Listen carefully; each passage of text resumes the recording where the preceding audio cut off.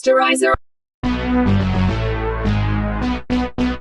Sanibona igama le-movie yethu i-The Bad Shepherd la isiqala khona ngowesifazane owayidrayiva imoto engathi uyabaleka wayenegazi engathi ulimele ephethwe nesibhamu kukhona nesikhwama emotweni esigcwele imali indlela ayigijima ngayo kwakungathi uyabaleka kukhona omjahayo kodwa wathi esadrayiva kwaba ngathi kukhona obecuphe ngey'pikile emgwaqweni ezayibheke phezulu ngoba zakugwaza amathaya emoto yakhe amasondo avela abaflet same time ngokushesha waphuma khona lapho emotweni wathatha isikhwama sakhe nesibhamu sakhe waqala wahamba ngey'nyawo kuwona lo mgwaqo wawuthula ungenamuntu khona lapho kwaqhamuka iveni eyi-4x4 igijima phakathi ayilayisha amadoda awu-4 abangane okwakuJohn, Paul, uLeonard noTravis bona babeya khona kulelo hlathi for ukuthi bawozingela besahamba bedrayiva bexoxela bashayisa lo muntu wesifazane bambulala same time bathi mabephuma emotweni bethi bayamcheck-a bathola ukuthi sekulate useshonile already bakhuluma bebuzana ukuthi benze njani bawafonele namaphoyisa bathe besadiscuss indaba yamaphoyisa uJohn wabona isikhwama esigcwele imali wethuka uJohn mayebona le mali watshela abangani bakhe ukuthi abakhohlwe indaba yalo muntu wesifazane bathatha imali ngoba izoshintsha impilo zabo bonke ethi uJohn cishe imiliyoni le mali la kulesikhwama kodwa uPaul wadliwa unembeza wathi wrong lento abayenzayo kufanele batshela amaphoyisa ngento eyenzekile uJohn wabatshela ukuthi amaphoyisa mayefika azoyithatha le mali ayenze yabo futhi azobabeka icala lokushona kwalo muntu wesifazane amazwi kaJohn asekelwa uLeonard noTravis nabo babengafuni uku-end up besejele bagcina bevumelene ukuthi bazoyithatha le mali uLeonard wababuza ukuthi bazokwenza njani ngomzimba walo muntu wesifazane uJohn wathi kulendle siya kuyona ehlathini sofike sihambe naso lesidumbu sifike sesingcwabele khona bese sihlukaniselana le mali esikhohlwe into eyenzekile bagoqa leso sidumbu somuntu wesifazane ngoplastiki basibamba bayosibeka emotweni ngemuva balungiselela ukuhamba kodwa khona lapho kwaqhamuka imoto yamaphoyisa iphoyisa lehla lalisafuna yena lo muntu wesifazane abamshayisile uJohn wathi kubangani bakhe bangethuki khona iphoyisa lingeze ukusola lutho iphoyisa lajeka emotweni yalo muntu wesifazane kodwa langathola lutho kwakungekho sidumbu kungekho mali laqala lapho-ke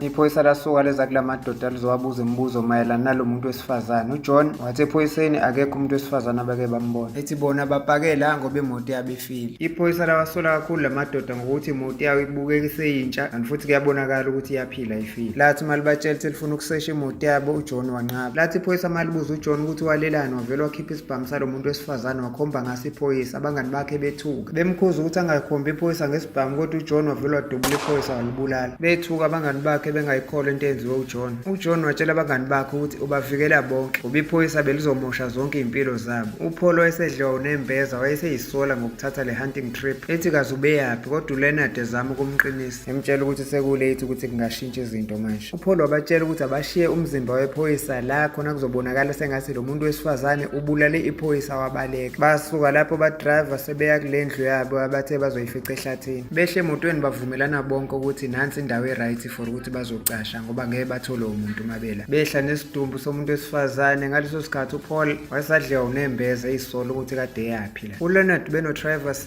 babona sebemba umgodi for ukuthi benze ithuna lokungcwaba lo muntu wesifazane uJohn ngokubona ukuthi uPaul udliwa unembeza futhi ushawa uvalo wadecide ukufihla ifoni kaPaul enzela ukuthi noma ecabanga ukufonela amaphoyisa angakwazi emva kwalokho ngendlela ayejabule ngayo uJohn waqala wabala le mali nokuthi vele wayeseweqile ulayini uJohn ekhombisa ukuthi uyithanda kangakanani imali nanokuthi angenza noma yini for imali even ngisho ngathi ubulala umuntu for imali nkathi uJohn esabala imali ngaphakathi endlini uPaul wayesadliwa unembeza eseqala nokuba nestress ngenxa yemicabango nokuyilapha azizwe ekhumbula uma wengane yakhe nengane yakhe wabona kungcono ukuthi abafonele wahamba wabheka ifoni yakhe emotweni wayifuna kodwa angayithola waze wahamba watshela uTravis ukuthi udukele ifoni yakhe ucela amfonise ngeyakhe ufuna ukufonela unkosikazi wakhe kodwa unkosikazi kaPaul wacabanga ukuthi ukhuluma noTravis wambiza ngegama wathi hello Travis kwamdidisa kakhulu uPaul lokho kodwa wazama ukuyibamba kangakhuluma into eziningi unkosikazi kaPaul wathethisa uPaul embuza ukuthi uyizibelani ifoni kade ezama ukumfonela uPaul waqamba amanga wathi uright uzobuya ekhaya mangabe sebeqedile ukuzingela nokuzwa izwi lendodakazi yakhe kwamjabulisa uPaul kodwa akuqedanga unembezo wawumuhle manje sibona indoda esingayazi ephuza into ebovu engathi igazi igama layo uSydney wafikela la ekushiwe khona imoto yomuntu wesifazane uSydney wabona igazi lichithekele phansi kodwa kwethusa kakhulu walitaster lokho kusikhombisa ukuthi kukhona ukushaya amanzi ngalo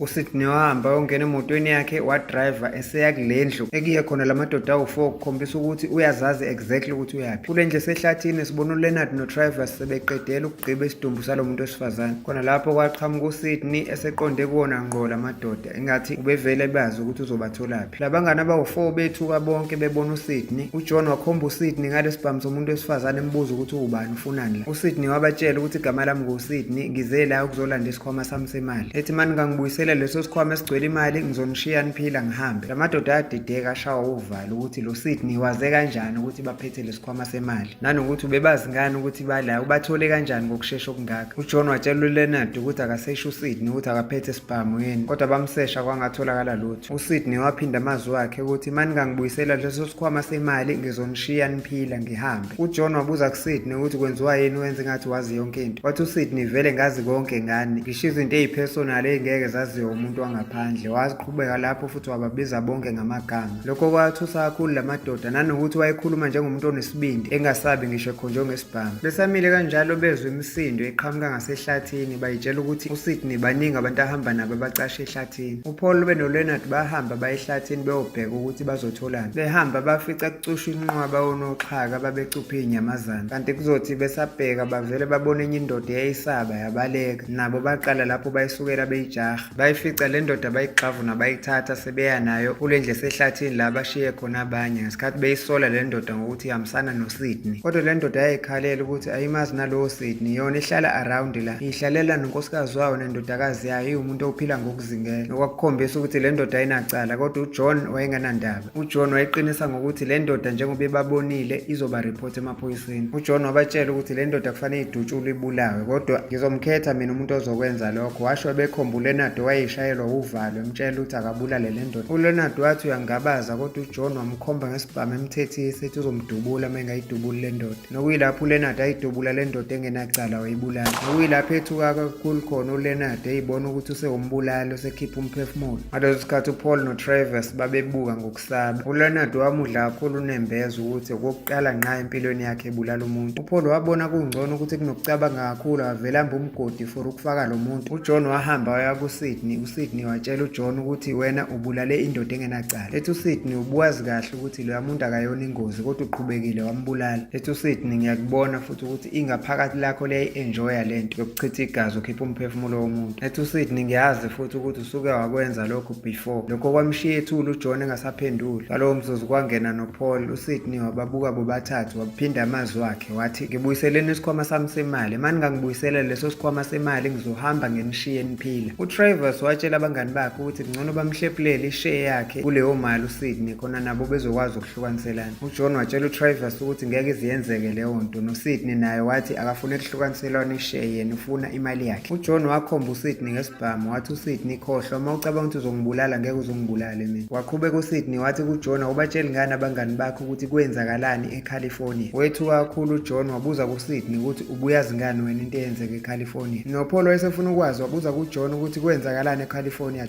uJohn wathi uyiziba ngenye indaba le topic bampressurize waze wagcina esekhulumile. Ethi uJohn iminyakeni edlule ngesikhathi ekwi-business trip eCalifornia, uJohn wahlangana nomunye umuntu wesifazane agcinelale naye ehhotela. Ngakusasa ekuseni lo muntu wesifazane watshela uJohn ukuthi akamkhokheli imali eningi, otherwise uzomsulela ngecala lokuthi umdlwengulile. uJohn ngokusabela isithunzi sakhe nanokulahlekelwa umsebenzi nokuduma kabi nokuboshwa wavele wambulala lo muntu wesifazane. Wawuqoba umzimba wakhe wawenza ophisi wawufaka koplastiki wazama ukufihla nobufakazi. Bethu kakhulu abangani bakhe bezwa lokhu, nokuyila ababona khona ukuthi uJohn akagcini ngokuthanda imali nokuba nomona, kodwa umbulalo oyingozi. Ebebeyitshela ukuthi bayamazi yonke leminyaka kanti abamazi. uJohn wabatshela abangani bakhe ukuthi bangamgxeki ngoba naye wayenzela ukuyiprotect, kodwa abangani bakhe base beyibuka ngenye indlela lento, bengamkholwa ukuthi lo muntu ebebemazi isikhathi eside kanje kanti usewakwabulala umuntu wesifazane kadelele naye. Kodwa uJohn wazama ukuyivikela ngokuthi wayengena choice, kodwa abangani bakhe babengasayiboni ngaleyo ndlela. noLeonard naye wayeseshawa uvalo edliwa uNembeza ngoba simbona ngaphandle sebona imicabango yayisizulazula ekhanda lakhe ngale ndoda aphoqelelwe ekuqaleni ukuthi ayibulale. Wavele wacasuka uLeonard wabuyela ngaphakathi endlini wakhomba uJohn ngesibhamu. uLeonard ememeza etshela uJohn ukuthi ngenxa yakho sengiwumbulali, ngibulale indoda engenacala. Wathi uJohn kodwa uzikhethele wena ukuthi uyibulale. Wathi uLeonard ngiyikhethele kanjani ukubulala umuntu kade ungikhombe ngesibhamu ekhanda ungiphoqelele ukuthi ngimdubule. Ngokushesha uJohn waqavuna isibhamu kuLeonard wamshaya wamlahla phansi. Bona uJohn esekhomba uLeonard ngesibhamu elele phansi. phansi. UPaul noTravis baphuthuma ukuyolamula uJohn, kodwa uJohn yena wayengasafuni ukuma. Kodwa ngokubona ukuthi uJohn unenkani, uTravis wamsakaza ngesibhamu ekhanda waquleka uJohn. Nokwathi la ephaphama khona uJohn wayebona esekwi-basement noSydney wayeboshiwe. Upstairs uPaul noTravis babediscuss ukuthi bazokwenza njani ngale mali. uPaul wathi abafihle lesikhwama la ehlathini khona bezogcina bevumelene ukuthi bazokwenza njani ngale mali. Nokuyilaba bethi khona le mali since ifikile empilweni zabo isiyibulele yayimosha indlela kade bezwana ngayo. Kwi-basement uSydney wayetshela uJohn ukuthi labantu babiza ngabangani bakho wena abakuthembi. Ethi kumanje uPaul noTravis sebeplana ukuthi babaleke nale mali. uJohn wezwa lokho wacasuka waphuma wahamba eseshesha, kanti uLeonard uzovela dubula uJohn awele phansi. uLeonard ngokubona ukuthi usebulale uJohn wadla unembeza kakhulu wahamba wayongena kwi-basement naye wafika wahlala phansi wakhala. uSydney watshela uLeonard ukuthi asisekho isidingo sokukhala manje. Ethi uSydney nasekuqaleni ubungafuni ukubulala leya ndoda kodwa uyidubulile wayibulala, kumanje uqeda ukudubula umngani wakho. Ethi uSydney lezo nyembezi zakho ngeze kusiza ukuthi ube innocent. uPaul wayesehambile sephakathi nehlathi wafica esinye isihlahla esinembobo i-hollow tree, wafaka leso sikhwama esinemali kuleyo mbobo yesihlahla. Mase sibuyela kuJohn wayedutshuliwe waphaphama wavuka nala sithola khona ukuthi wayedubuleka ehlombe. Wathi secabanga uJohn ukuthi bonke abangani bakhe bamjekele wadecide ukuhlala ecashe emva kwesihlahla. Kwi-basement uSydney wayebuza kuTravis ukuthi umthemba kangakanani uPaul. uTravis wathi ngiyamthemba uPaul. Wathi uSydney ungamthembi kuPaul ngoba uPaul uplane ukubaleka nayo le mali. uTravis wacasuka wathi thisa uSydney wathi akavala umlomo. uSydney waphinda amagama akhe wathi nginikeni imali yami ngoba uma ninganginikeza le mali ngizohamba nginishiye nonke niphila. uTravis noLeonard babengamazi ukuthi uSydney uyinhloboni yomuntu, ingakho bavele bangaba nandaba nalezi zinto ayishoyo. uPaul wathi esehambe sebuyela endlini uJohn waqhamuka wamkhomba ngesibhamu. uJohn watshela uPaul ukuthi akamhambise la abafihle khona imali otherwise uzomdubula ambulala. uPaul wayesegive uphile engasenandaba watshela uJohn ukuthi okay sengikhathele ilento mina uma ufuna ngikuse la efihle khona imali ngizokuhambisa ngikukhombisa. uJohn wavuma bahamba ngoba vele into eyisemqondweni wakhe ile mali. Iplan kaPaul kanti ngesikhathi ehamba noJohn kwakuwumhambisa kulabo noxhaka abafihliwe abacushiwe. Kanti bazothi besahamba uJohn uvele umbambe ngempela unoxhaka. Wahayeza kakhulu uJohn ekhaliswa yinhlungu kodwa uPaul wathatha isibhamu sikaJohn wahamba wamshiya kanjalo engasamsizanga wagijima. uPaul wayendlini eseyosho ukuthi kwenzakaleni. uLeonard wabatshela ukuthi obvious vele uJohn usebajikele bonke, ethi ngoba bebeyitshela ukuthi umngani wabo abamaziyo bebengamazi ukuthi unama dark secret kanje. uSydney wayekade ethule watshela uLeonard noTravis ukuthi nisenalo ithuba, nginikezeni isikhwama semali yami, maninganginikeza leyo mali ngizohamba nginishiye nonke niphila. uTravis wathi ethi uSydney wathi akabayeke ukuba bangele isicefe. uSydney wathi Travis ngazi konke ngawe. Ethi uSydney ngazi zonke imfihlo zezinto obuzenza kubangani bakho abangazazi bona. Wathi ngakaqhubeki kakhulu uSydney, uTravis wavele wacasuka wadubula uSydney ikhanda kanti kuzovele kuqhamuka umsindo abangawazi wahlaba emadlebeni. Wakhala kabuhlungu lo msindo ey'ndlebeni zabo nabo baze bamemeza ngendlela obuhlungu ngayo uma uzwakala emadlebeni. Bathi sebekholelwa ukuthi uSydney usefile baphuma bahamba. Kanti siyathola ukuthi noJohn wayesekwazile ukukhipha umlenze wakhe kunoxhaka ngoba wababona sebeza. Wabalandela kancane ehlathini bengamboni ebabuka baze bahamba baze bayofika kuleso sihlahla esinembobo. Endleleni uJohn wathola isibhamu sikaPaul wahloma ngaso. uPaul wakhomba uTravis ngesibhamu. wabuza uTravis ukuthi ngabe le ngane sengiyikhulise kangaka ingane yakho. Waphika uTravis wathi no ingane yakho Paul. Wathi uPaul nasekuqaleni ngifonela unkosikazi wami wangibiza ngegama lakho. Wasehlisa isibhamu uPaul wathi asiqhubekeni nalento ufuna ukuqeda ahambe kuleli hlathi. uSydney owayekade edutshulwe ekhanda sembone sevula amehlo esiphaphama. inxeba la ayidutshulwe khona la ipholela lona ukukhombisa ukuthi uSydney kwangesiwo nomuntu wangempela. uJohn wayecashe emva kwesihlahla wadubula uLeonard. Lokho kwashiya uTravis emile esethukile. uPaul wacashe emva kwesihlahla ngesikhathi uLeonard ezama ukuncenga uJohn emtshela ukuthi size la ukuzokusiza umngani wethu. uLeonard waze wabeka phansi isibhamu sakhe ukukhombisa ukuthi akazile ukuzomlimaza. waphuma ekucasheni ephumela ngaphandle ephethe leso sikhwama esigcwele imali. uPaul wamncenga ukuthi angahambi kodwa uLeonard wayesamthemba uJohn wahamba. Nokwathi uma ihamba esondela wabona uSydney eme ngemuva kaJohn. uLeonard wavele wasidedela phansi isikhwama kanti uJohn khona lapho wavele wadubula uLeonard wambulala same time. Nokuthi kwasekusele uJohn noPaul bobabili abantu abaphilayo. uSydney wayesephumile kwi-basement simbone ehudula umzimba kaLeonard uzokuncikisa ngasesihlahleni. wadonsa igazi likaLeonard ngomjovo lokukhombisayo ukuthi uSydney kahle kahle wayeyi-vampire. kwathi uLeonard esephefumula okokugcina wathi uSydney abantu bayafana nezinja oyiphonsela into ziyibange. Ethi uSydney bengenicuphe ngalesikhwama semali buka nibulalana nodwa manje. Ngakwelinye isayidi uJohn wadubula uPaul. Wathi lapho uJohn eseyitshela ukuthi usembulela uPaul wahamba esethi uyothatha isikhwama kanti uPaul udubuleke walimala kodwa angakashona. Wathi uJohn esesondele ukuyothatha isikhwama semali uPaul wamdubula uDubule sombulala for good. uPaul wayetshela useqedile wethu uzokubona uSydney wayesondela. uSydney wafika wazobulala uPaul eqeda lapho wahamba emzimbeni kaJohn wazikhipha igazi lakhe uSydney ngesikhathi uSydney uJohn usethola impilo entsha yokuphila lento ayiyona kahle kahle. Ethi ngoba uJohn ubengadalelwanga ukuba umuntu unalenhliziyo ye-vampire so kusukela manje usezophila njenge-vampire. Waqeda lapho uSydney wathatha imali wangena emotweni wadriver wahamba. Nokwathi ngokuhamba kosuku sibona yena lowo muntu wesifazane kade eshayiswe imoto esehamba eseye emotweni yakhe yothatha leso sikhwama njengoba sithola ukuthi naye lo muntu wesifazane wayeyi-vampire. Wathatha leso sikhwama eselindele u-action wesibili ukuthi sekumele batrick abanye abantu ngale mali. Nokwathi emva kwesikhathi sibona abanye abantu abafikayo abangazilutho bethuzwa ukuthola isikhwama semali. Kwase